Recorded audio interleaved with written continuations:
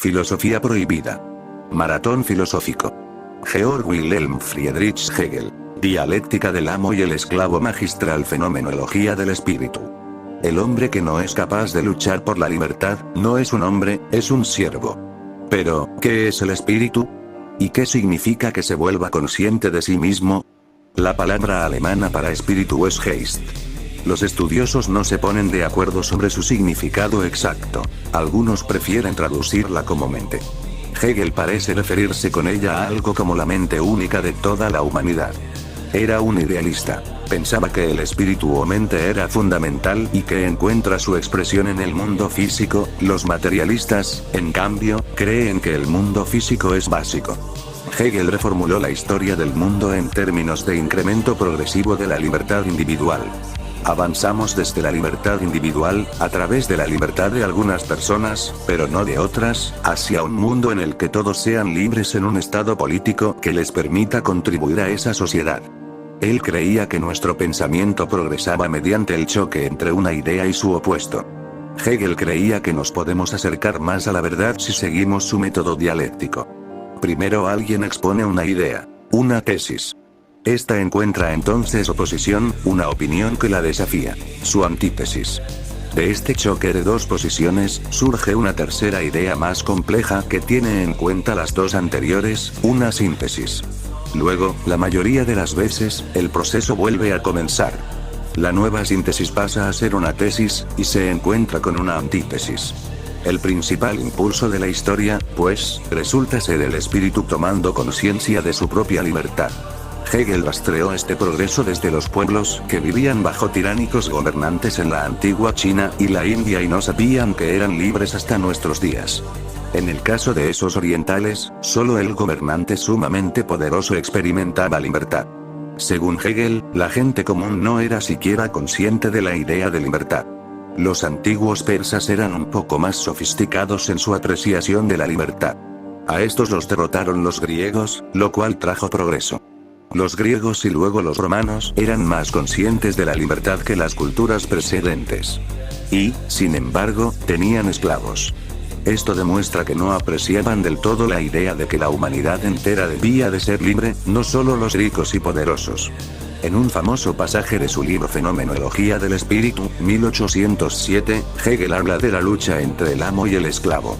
El amo quiere ser reconocido como un individuo autoconsciente y necesita al esclavo para conseguirlo, sin admitir que este esclavo también merece reconocimiento. Esta relación desigual conduce a una lucha en la que uno ha de morir. Esto es contraproducente y, finalmente, el amo y el esclavo terminan reconociendo que se necesitan mutuamente y que han de respetar la libertad del otro. Según Hegel, solo con el cristianismo, que despertó la conciencia del valor espiritual, llega la auténtica libertad. Es entonces cuando el espíritu pasa a ser consciente de su propia libertad y, como resultado, la sociedad se organiza mediante los principios de la razón. Esto era muy importante para él. La verdadera libertad solo surge en una sociedad debidamente organizada. Lo que preocupa a muchos lectores de Hegel es que, en el tipo de sociedad que él imagina, quienes no encajen con el ideal de sociedad de los poderosos organizadores serán obligados a aceptar, en nombre de la libertad, esta forma de vida racional.